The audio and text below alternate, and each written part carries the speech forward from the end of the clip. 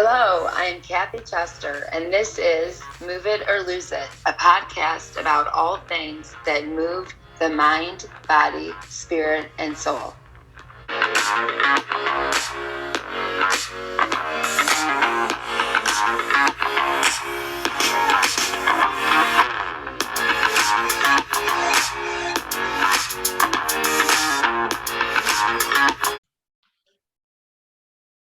Okay, well, today I'm really excited about our Move It or Lose It podcast because, as you can see, I am joined with some of my favorite MSers in the world.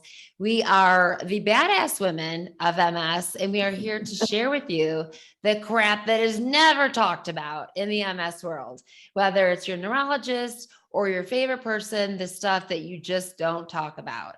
So we are going to break that and we are going to talk about all the crap, the funny, the bad, the sad, and all of it. So let's go for it. So I'm going to have the women introduce themselves. So let's start. I'm just going to go with my row. So Brittany, you get to go again.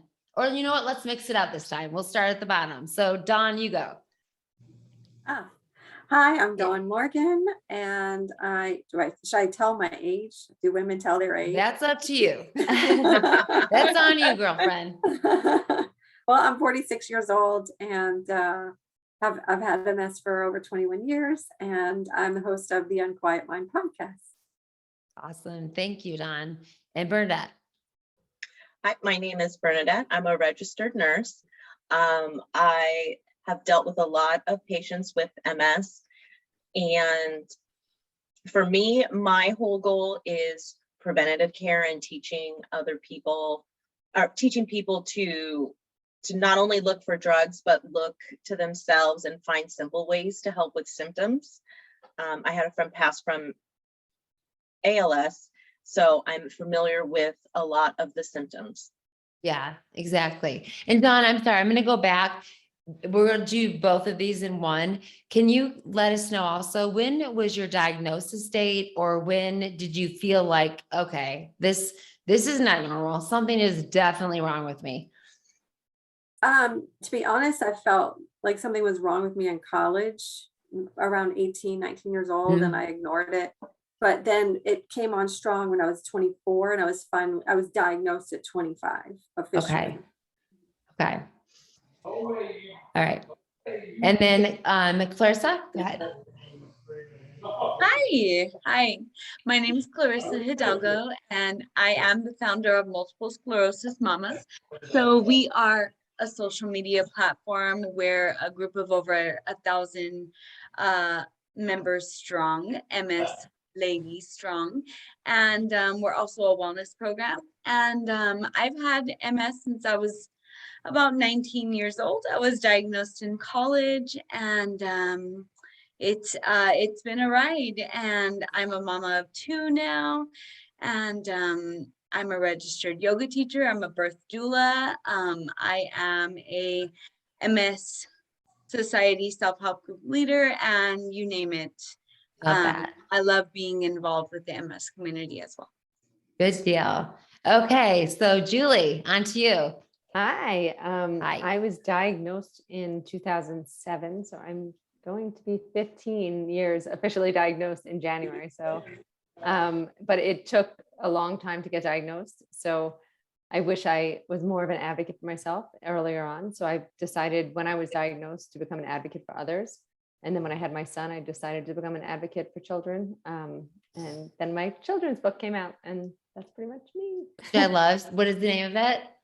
Some days, and I have it here. Some days, yeah, which is great. If you've got young children and you've got MS, it's such a great book to just, it's simple. It's not heavy stuff to give to them, questions that they have.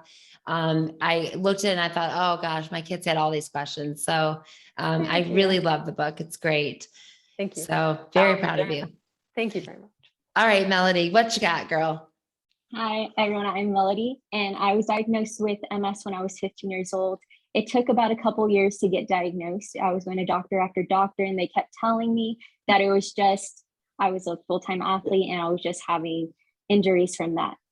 But my mom kept pushing, and I was diagnosed really early, thankfully, because I know that could have went on for years. Yeah. And right after that, she found the Walls protocol, and I found so many answers in diet and lifestyle, and it completely gave me my life back. And I knew it was my purpose after that to help others do the same and find the same. So I became a functional nutritional therapy practitioner and then a Walls practitioner after that. Love that. I love how you went you. after it and getting diagnosed so early. Instead of it freaking you out, you really Yes. went after it. So I had love no that. idea what MS was, so I Right. think that was part of it. Yeah, which I could say probably none of us did when we got diagnosed. It was like, what? So yeah. All right, Jen, tell us your story. My name is Jen Phegley. I'm Jen Smilin on my Instagram page. I was diagnosed in October of 2014. I'm a Pilates instructor. I'm also took a pink ribbon program to get certified in rehabilitating people with that are battling breast cancer. What else do I do? I join podcasts. Yes, And I- you do. MS Pilates mat classes and that sort of thing. And you own your own Pilates studio, correct? Yep, I'm Yes. my own boss. I love it. I highly recommend it because you can make your own hours. Yes. But yes, and it's good. I actually felt, I feel kind of lucky being a Pilates instructor and then getting diagnosed with MS because I was strong. My muscles were Right. strong. I was already living a healthy lifestyle. So I've just continued with that. And I've just Right. found that instead of, maybe starting below zero, Yes. which can happen when you are first diagnosed. Sure. I would just kind of kept the muscles going and the movement. Yeah. So. Which is so important. Okay, Cassidy. My name is Cassidy Chapman. I'm known on Instagram as recovering.esquire. I used to be, I used to own my own law firm for many years with several employees, including an associate attorney. And we did a lot of litigation, and I had a great career. And unfortunately, my MS disabled me. It'll be 7 years in March. I guess I should back up too. I was diagnosed during my first year of law school, the day before my 23rd birthday in January of 2004. And so now flash forward to today, and I am not quite 2.5 years post HSCT for my MS. And I feel very fortunate that I was able to get HSCT because prior to that, I was not in very good shape. And because of the Walls protocol, which was a study that I participated in because it was done at my alma mater, University of Iowa, go Hawkeyes, go big championship against Michigan. Yay. Go Blue. I know it'll be a big day for you and I. Yes, We may it not will be too friendly that day. Yeah, we probably won't be friends No. that day, but every other day we're friends. Yeah. Yeah, I mean, HSCT changed my life. And so I'm currently working on founding a new HSCT nonprofit called HSCT Hope with a few Love of my that. STEMI sisters. And I'm back to working because of HSCT. So I've started my second business. I am now following doctor's advice and not working myself to death like I did when I was an attorney doing litigation. They kept telling me to take naps every day. And I said, oh yeah, because judges are going to just say, oh yeah, it's Cassidy's nap time. Rest on that. Take 20. Take a cat nap. But you're not practicing law right now. Yes. Yes. I mean, I'm renewing my law licenses from disability inactive status, but I'm doing legal writing and coaching now. Good, So good. I'm back, and I've learned my lesson versus the first time I had a business and I just worked. Mhm. So now I've learned my lesson, and as Jen was saying, I can make my own hours, and because of the advent of Zoom and being able to work, I say I work when I want, where I want, how I want. So Yes. Harder and smarter, not harder. Yes. Exactly. Okay, Brittany, I'm going to go with you first before I do mine. Hi everyone, I'm Brittany Kiros. I'm known on the internet as a hot MS. I was diagnosed in September 2019. Had a suspicious inclination that something was wrong for, I'd say, anywhere between 10 to 15 years. Wow. I'm a recording artist. I've always grown up in the arts, performed in New York City, did a little Broadway stuff years ago. So I've always been dancing, and I noticed it when I couldn't lift my leg into my underpants anymore. And I mean, as a dancer, you should not be tripping, Right. and falling. Like I was like a fire hazard. It was not pretty. All the dance lessons were just a complete waste of money. Oh, yikes. So after my diagnosis, I started advocating for people with MS. I started a blog, I started a hot MS, and just said, you know what, I'm going to put it all out there. And it was kind of I guess at first it was meant to be more of like a self-therapeutic. Like if I talked about it and I read about it and I put it out there, then it was more real. So I like had to force myself to accept it. And then it turned into being, you know, it ended up being something bigger as far as like meeting other people and really, you know, finding that community and, you know, building up other people that had MS that really just needed an honest approach of it. I'm from Boston, I'm East Coast and Italian, so I have zero filter. So it's like, I put it all out there, and it's like, sometimes I pee my pants, and that's right. all it is. Well, yeah, that's why I knew this would be fun, because there's so many of us that do not have filter that are on tonight. So, and I am also very Italian, and I do not have a filter. So Same. yeah, so here we are. So it'll be And be from fun. Brooklyn. I mean, I just moved Yes, to Colorado, but exactly. I'm a Brooklyn And Italian, Mexican, no so, filter. you know. Trouble, Yeah, and you got it. Mexican. We're in trouble. So I appreciate all of you ladies so much, more than you could ever imagine. And this was something I've been looking forward to for so long and wanting to put together. And like I told you guys, I did this with the men's group, if any of you were able to hear it. And it was just, I was shocked at how much they were willing to share with me, especially when we got to the intimacy part. I thought, are they going to really talk about it? Are they not? And they were very open. So I was very happy about that. But I am just very excited to do this. My name is Kathy Chester. If you don't know that, I host Move It or Lose It podcast. I own my own fitness studio. I did slow down, like you, Cassidy, and Dawn, and the other people who have slowed down. What I felt was that I did not want to own a studio that was so big and so many clients, and not having my own life, just feeling like I felt like I was a pastor's wife again, in the sense that I was called, everyone had my cell phone number. I felt like I didn't have any time to myself to rest. I was living on 3 hours of sleep. I felt like the people that needed me were not the people that were ever going to be back or bring back anything to the gym or to me. It was just me giving and not receiving anything. And it was exhausting. And I will never own another business again. That was much too much for me. And I was diagnosed. I knew I had something wrong with me, would not talk about it or go to a doctor until that was in the late 90s. I went to the doctors probably in 98 and was diagnosed with rheumatoid first, and then diagnosed with MS. And immediately, there was no advocating then. We did not advocate. You hit it and you were very silent for the fear of getting fired, losing your kids, or anything. So there was no advocating.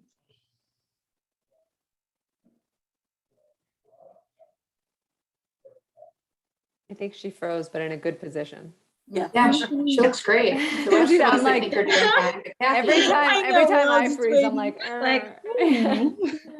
I'm gonna text her and see if she realizes she froze. Yeah, it's true though. There weren't many advocates, especially like I remember, you know what I mean? Like 20 years ago, we didn't have any of this. We could never connect. Like I think maybe like AOL instant, whatever, Yeah, AOL Messenger. Well, now with social media, it's like we went from, I mean, I'm only 33, but AOL was like the biggest thing that we had. That was it. Yeah. Right. When I was diagnosed, like I said, it was 2004. There wasn't social media the way there is now, and so Or even the internet, like you Yeah. might have had one at the office. it was but you didn't have dial-up. a computer. It was Yeah, you didn't dial-up. have a, Well, I didn't have a and it's a computer. at dial-up home. internet back then. it's Right. so great that everyone can get together and discuss it, because I think there's a lot of things that people overlook, like Epstein-Barr virus, for example. Yes. I don't know if any of you guys have been bitten by a tick.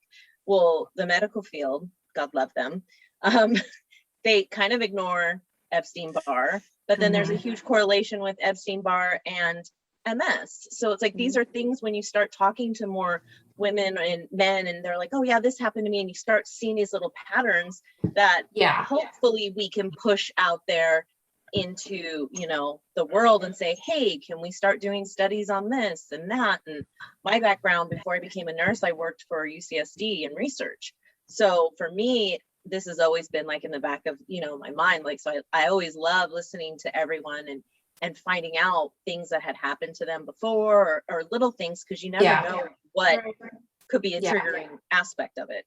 For me too, it's like I feel like I'm collecting Pokemon cards. It was MS, asthma, psoriasis, tons of other autoimmune conditions, and both sides of my family. My mom has fibromyalgia, aggressive fibro, and then my dad has primary progressive MS, and they say it's not genetic. And I'm like, baloney. I know. Yeah. My sister has it too. So I'm with you. And where I went to school, there were, there's definitely 3 of my very good friends in my graduating year have MS. But then we did a whole study at the school, like in the 4-year period, we had over 20 with autoimmune. And then I put it on Facebook, and within a week I had over 1,000 names.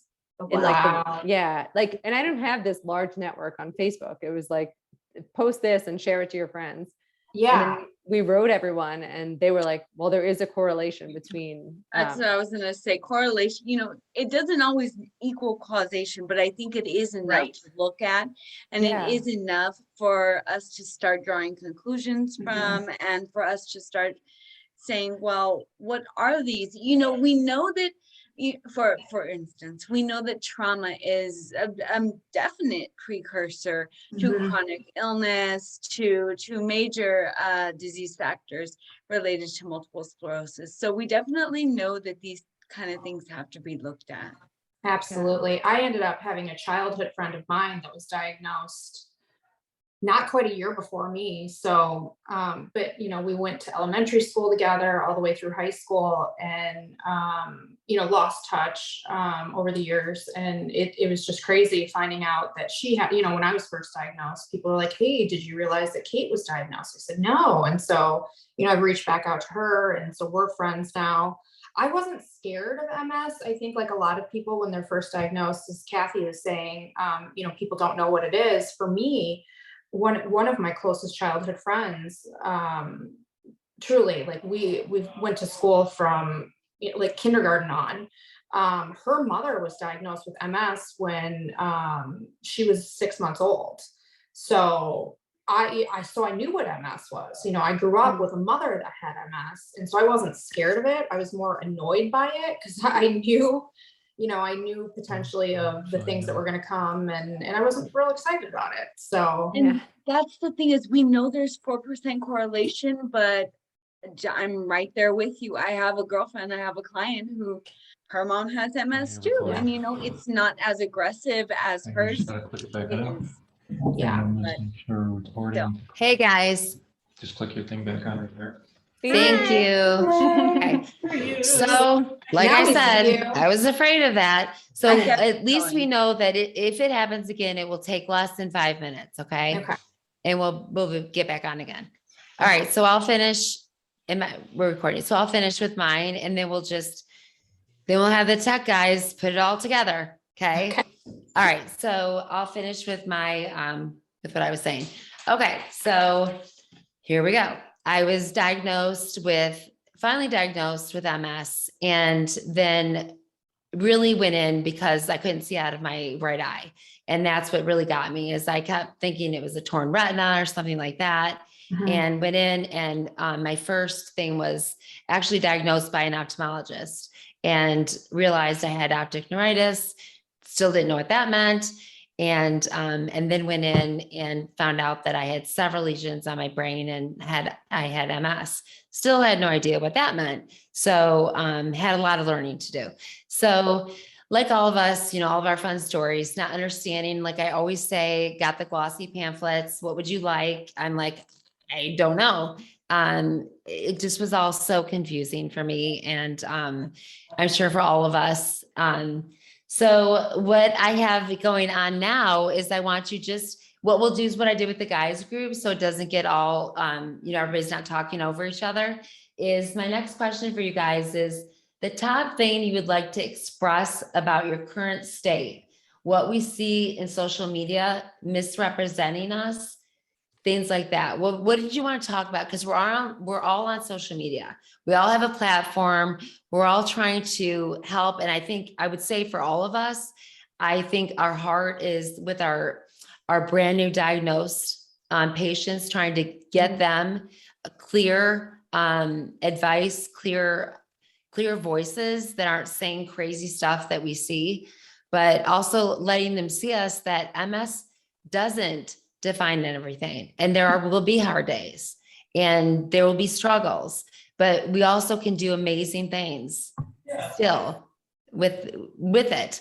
And so what would you say? Go ahead. Like I said, go ahead and just put a hand up or whatever. If, for you, what is it that you see in social media, that you would like to express the current state of it? Go ahead, Cassidy. Just that we're weak and that you need to feel sorry for us. You know, I personally hid my MS diagnosis professionally. So when I had to retire, when I had to quit working, it was a shock, you know, when I'm telling judges and attorneys and people that, hey, you know, I'm disabled. My doctors told me I can't work anymore. I've been diagnosed with MS. They were all shocked. They said, oh my gosh, I'm so sorry. When were you diagnosed? And way before I knew any of you yahoos, like, you know, because I was diagnosed in law school. It just, I made the choice to not tell people. And part of that was reinforced by another woman judge. I wasn't a judge, but, you know, a woman judge that I was pretty close with, who also had some illness issues. And, you know, and I had opened up to her about my diagnosis, and she said, you know, Cassidy, you're doing the right thing. Like, especially in the legal community, particularly, because it's just so cutthroat. And she said, if, you know, people think that you're sick and weak, they're going to try taking advantage of you. And so I didn't. And, you know, and, you know, so it was great to be able to say, hey, yeah, you've known me for 9 years. And obviously I'm not weak. Look at everything I accomplished. And so I'm very proud of that. Absolutely. Okay. Who is next? Who has a strong opinion on social media and what they're seeing? Julie, I'm sorry. Sorry. No, I think it's really hard because I think we portray. So for me, I think I just did a post recently because I think I'm always smiling. That's just my whole life. Everything is like, keep smiling, you know, keep that smile, keep dancing, keep doing all that.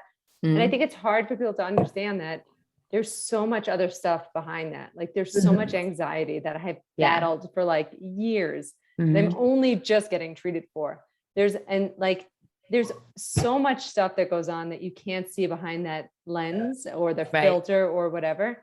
And I do think that what we all do on the internet is not for other people. It's really isn't selfless. It's for ourselves.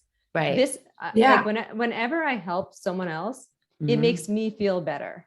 Like I'm not doing everything because I'm like, I genuinely do care about other people, but helping other people makes me feel better. Sure. So it's not like a selfless thing. It is a little bit selfish. So it's very hard to like balance all of these things. Well, it gives you a sense of purpose too. We're helping other people, and it gives you a sense of, you know, you may not have been able to do what you did before, but it's a new world. We're doing other things. We're doing new things.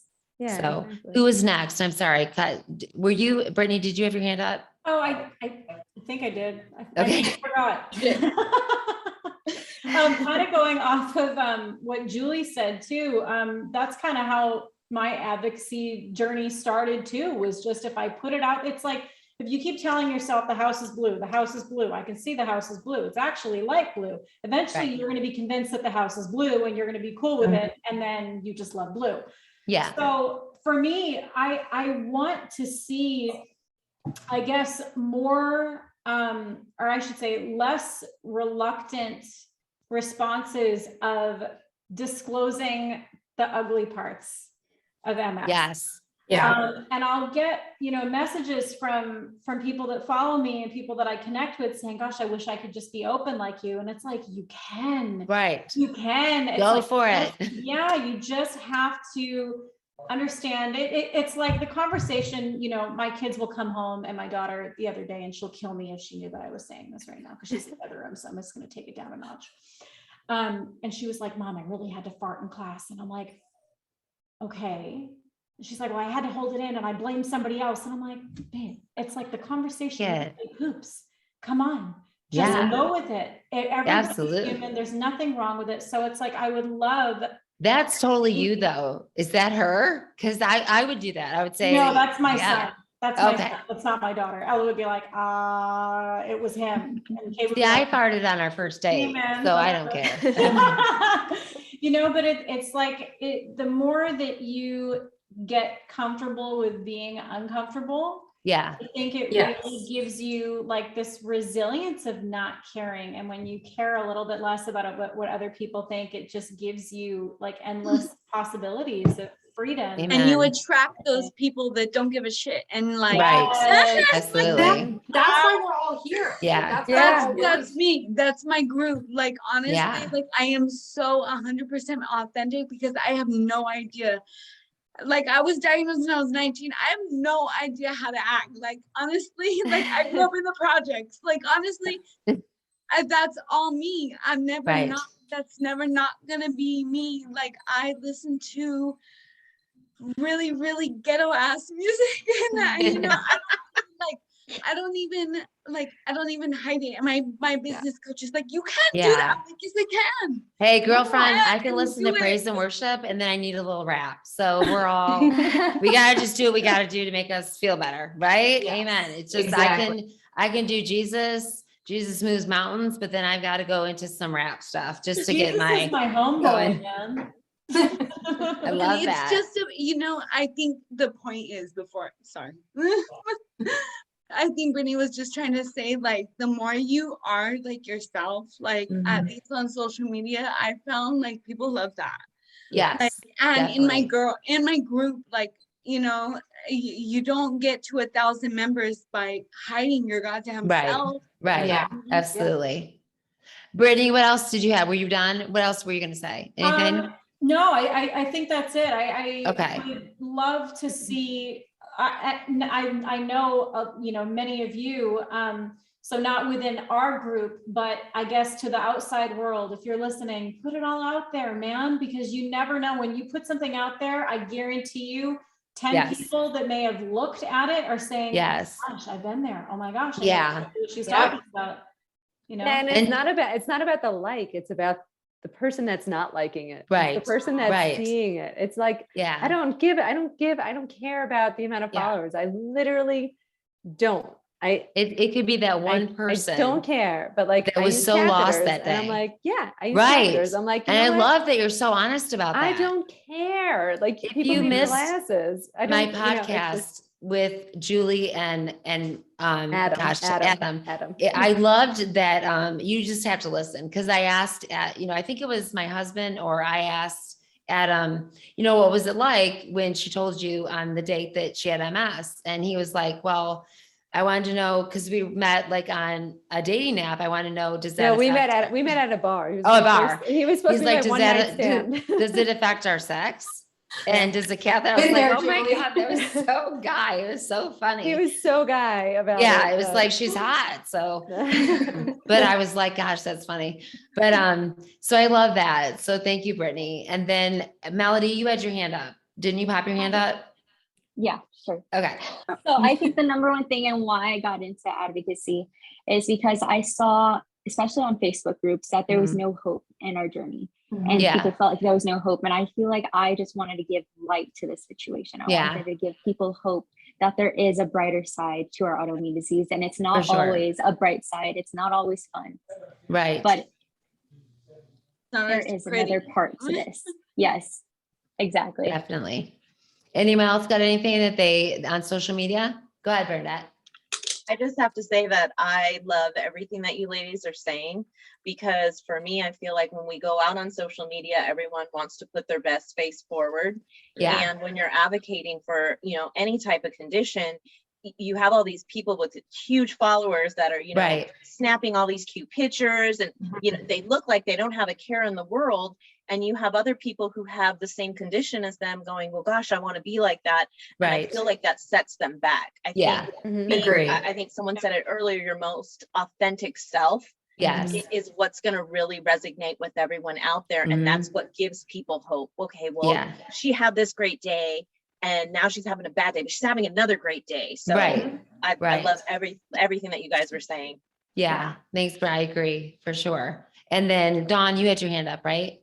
Yes, I had a few Okay. things to say, and of course, cognitive I know. gets in the way. I do too. And then you call on me and I'll be like, I don't remember what I had. So No, I think what's important is to realize that, and you said it earlier, Brittany, that we are resilient as a whole, but like, I don't want people to say, oh, you're so strong. And then that one day that you're not being resilient, it's like, oh, I'm so sorry. And I don't want anybody's pity. You know what I mean? Like, we're living with this and we're moving. We keep going. There's really no time to stop because life moves on. And honestly, people don't really care. You know, this community cares, but people don't care that, you know, that our we have incontinence or we have to have a catheter or things like that, you know. And I just, like, I'm in this MS world to talk about, you know, resiliency, of course, but to also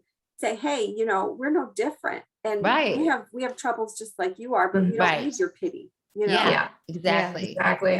We have hope. I hate the I'm sorry. Oh gosh, I got that so much right after my diagnosis. I'm sorry. And I would literally look at them saying, why are you sorry? Right. I'm not. I remember when I was first diagnosed, I had a zillion canes sent to me. Now I just started, you know, to use one a couple of years ago, but I was newly diagnosed. I didn't have any issues with my legs. It was all up here. It was all in my brain and my eyes and fingers, hands, and feet. But I was like, why are all these canes? And like people would like engrave my name. And I'm like, this is the saddest thing I've ever had happen. It was sadder than the freaking diagnosis. Like, let me pick my own goddamn mess, I'm like, stop it. So I think that people think they're trying to help, but it's like, stop helping me, really, because this is depressing. So I think social media does a lot with that, where, you know, there's always an arm vein out in or in the neck. And it's like, I just have to get through it because I'm like, I know that hurts and I'm sorry, but I don't think that's something that everybody wants to see all the time. We need to teach each other to say, thank you for sharing that with me. That must have been really hard. What can I do to support you? Instead of Googling something, assuming something, and then. Absolutely. Okay, so let's go to something fun. So one of the things I wanted to ask you guys is, what is the funniest thing that you can think of with your disability, a story while dealing with a normal, healthy person that you've had that you can think off the top of your head that it was just like really, or just a really funny story that you have that you're just like, that you've had to deal with a normal, healthy person, either trying to explain what you have or something, whatever it is. Anybody got one off the top of their head? Go ahead, Cassidy, what you got? Well, I have a funny one, and it's actually somebody that knew I had MS. She's the daughter of my first legal secretary, actually, and we were taking a kickboxing class together. And part of the whole, it's the Farrell's kickboxing, it's like a whole chain. Yeah. Yeah. Okay. And so, there's the whole challenge, whatever, but this is like way back in 2009, I think, when that all first started, that big fad. And her and I were doing it, and, they're doing the jumping jacks and things like that. And I just kind of stopped and moved towards the back because I saw her back there, and we're just kind of like very slowly doing things. And she's like, I just had a baby, like my bladder, like if I do this, and I'm like, MS, me too. Like if I do jumping jacks, I don't have the beautiful child to show from it, but like if I do jumping jacks, I'm gonna kill myself. So I'm not doing it either. So her and I are like hanging out in the back, like, you're at least lucky you've got the kid. I don't. I just have MS. But yeah, so it like kind of became like a thing in class. Like every time they started the jumping around, her and I kind of made eye contact and like, let's do something different. Yeah. We're not jumping, or we're I had two, and I can attest that having MS is way harder than having children. I'm just saying. Yes, agree. For sure. Anyone else with a funny story with the normal world? Yeah, I got a funny one, Kathy. So the building I used to work in, like I said before, I need bubble wrap permanently affixed to me because I'm constantly falling or running or something. But I used to fall in my office all the time. And usually it's like somebody falls and everyone's like, oh, and you're like so embarrassed, and you're like, no, I have to like hide myself. Well, I would go to the security guys and I would notate what time I fell, when I fell, and I would ask them for the footage because I thought it was like hysterical.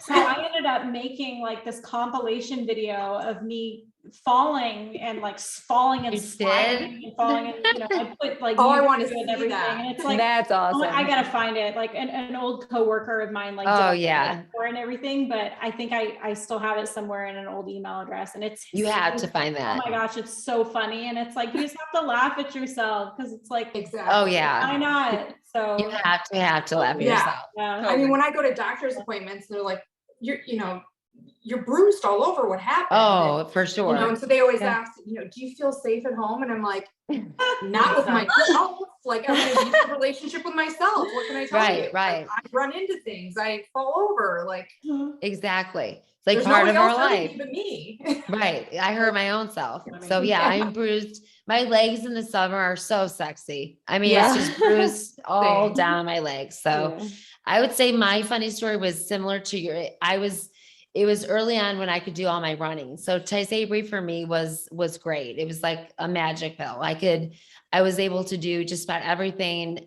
I had a great doctor who would never let me run a whole or a full marathon. He had people who ran full marathons that would come in, happened to be on my day, and that I was getting my infusion, and I knew that they would just tell me stories. So long story short, I didn't tell anyone. I wanted to do something I had never done before.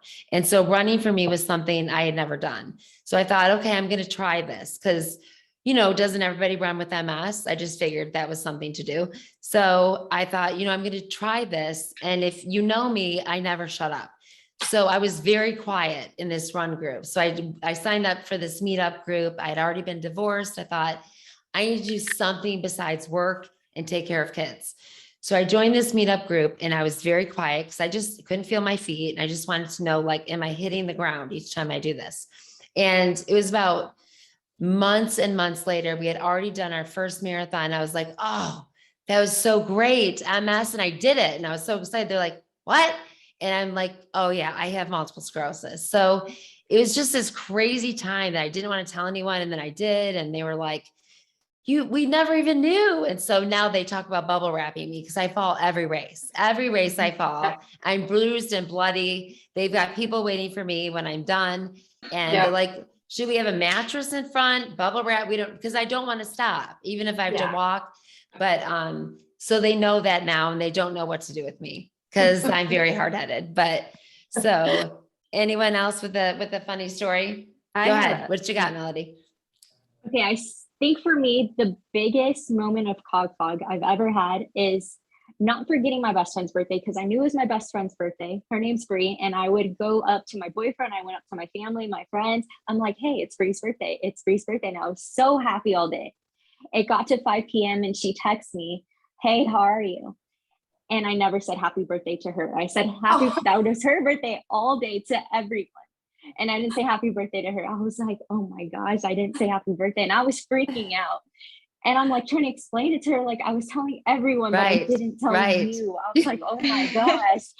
And she's like, Melody, like, it's totally fine. Like she was laughing it off. Now I laugh it off because I have to laugh at myself. But I was like, I really just did that. It's so hard because when that cog fog kicks in, you just pray it's hard that to people get explain it. too. Yeah, it is exactly. very hard. It's like you're right in the middle of saying it's like that's gone. I think the only thing we have for us right now is the whole world has it. So it's like, oh, you forgot? You have cog fog. Grace is there right now. So it is at least a little beneficial for us at the moment. So the next thing I want to get in with you guys is give me like your top 2 or 3 things that you're most excited about in your advocating that you feel like you've been able to accomplish.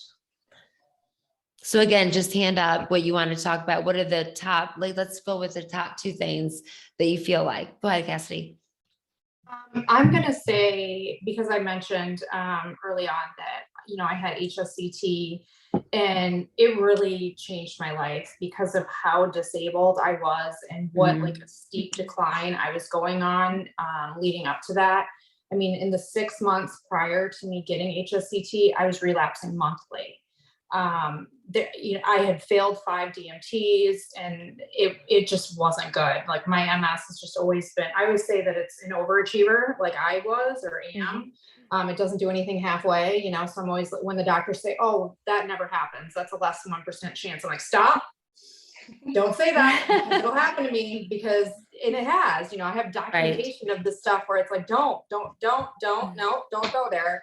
And so just the way that has changed my life and the fact that, I'm working with some STEMI sisters to start the nonprofit and bring more awareness to HSCT and helping other people get it because, when the DMTs don't work and it has an 85% success rate of permanently halting MS. And so I want everybody else to have the opportunity to feel as good as I feel. Right.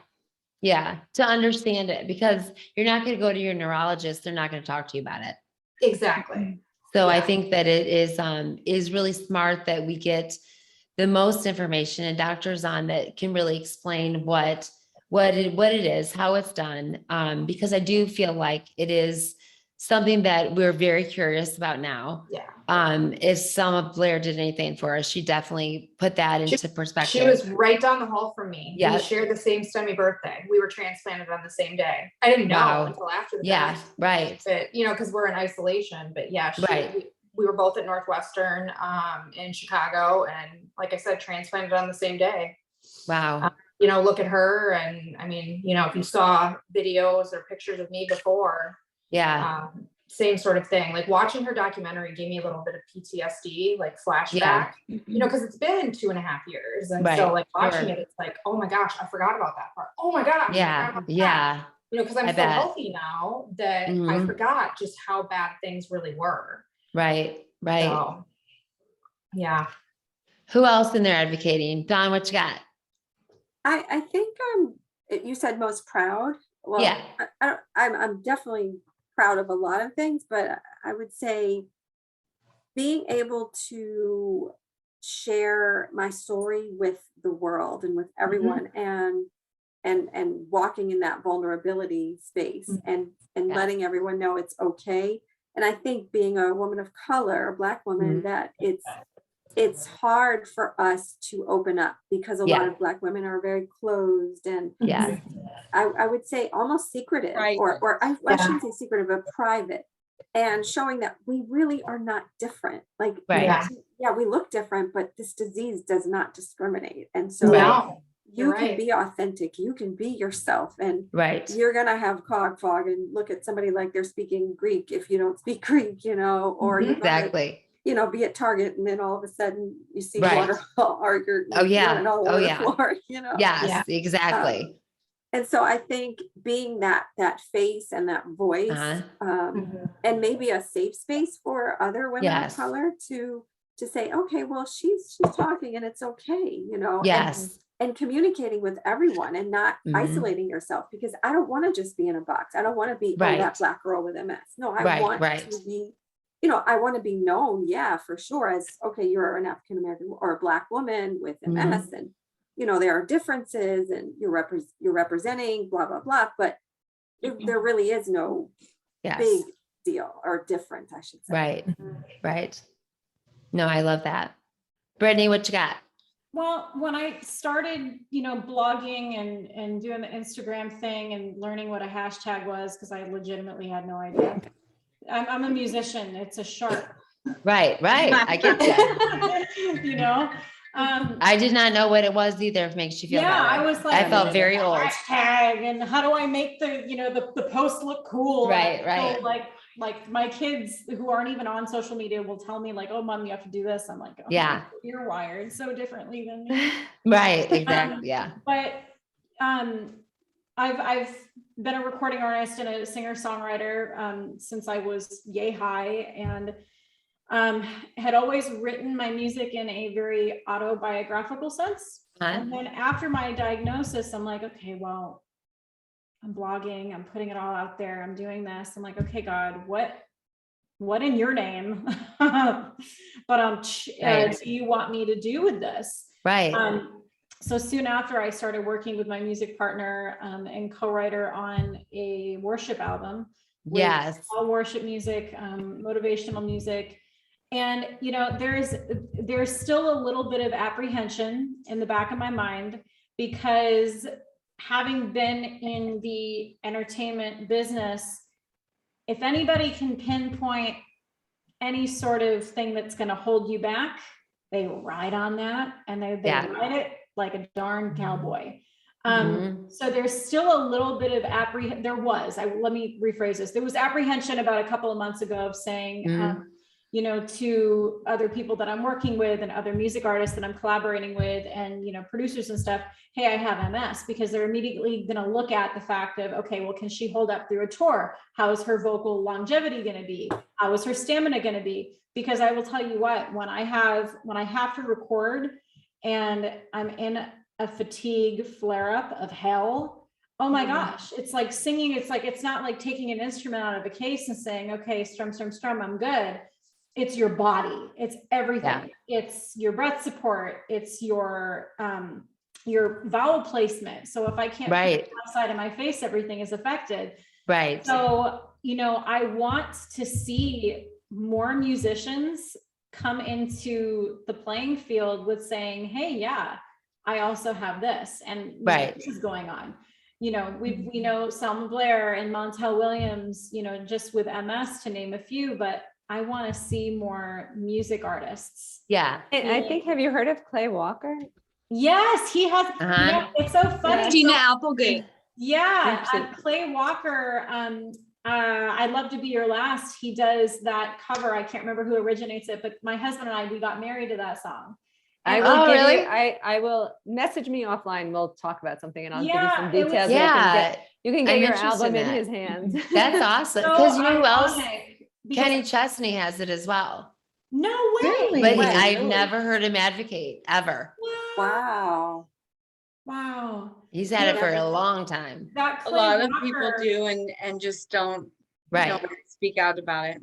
Right. Yeah. Brittany, just email me. You've supported, so just email me and we'll communicate, because I think there's a link that we can sort out. Oh, how funny. And it's funny because John and I, my husband and I, we got married 4 months prior to my diagnosis. And then after I found out Clay Walker had it, and I was like, oh, that was a little, like, you know. A little, But, and let me, you have my email. I think we've emailed before, so So anyone else want to say what they're proud of from their collab, whatever they've done to advocate the last, like 2 things that they're just really excited about? I'm changing mine. You are? Yeah. So I always did like patients, then it was like kids, and I'm working on books 2 and 3. So it still will be kids. But now I'm working on physicians. They don't see us. They're gonna see us because I am a loud Brooklyn girl and I am sick of it. I do not want them typing on the computer. I want them to listen to me, and I'm going to make them listen to me, and I'm going to call them out. And I think that's what we have to do. Like, I feel like we have a lot of us patient advocates out there, but you know what? We all need to call those physicians out. Yeah. We deserve better. Yeah. Yeah. And you know 100%. what? Our voices are going to. Well, thank you so much for joining us today on Move It or Lose It podcast, where you can again find us every Tuesday, and also wherever you like your podcasts, whether it's Apple, Spotify, Stitcher. Join us on that, and we can't wait to see you again. We're going to have a lot of exciting guests and working together. And as always, you'll hear us say at the end of every podcast, we are stronger together. So let's do it. Let's become stronger together.